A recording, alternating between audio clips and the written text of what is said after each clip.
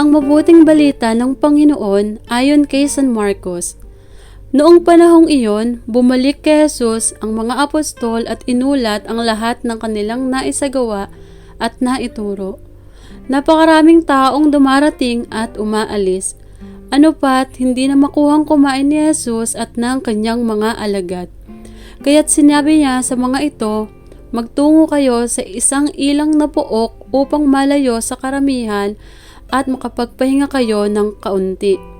Umalis silang lulan ng bangka at nagpunta nga sa isang ilang na dako.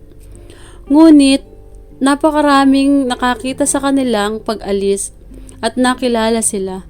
Kaya't mula sa lahat ng bayan, ang mga tao ay patakbong tumungo sa dakong pupuntahan ni na Jesus at nauna pang dumating doon kaysa kanila.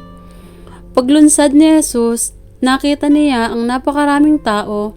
Nahabag siya sa kanila sapagkat para silang mga tupang walang pastol at sila'y tinuruan niya ng maraming bagay. Ang mabuting balita ng Panginoon.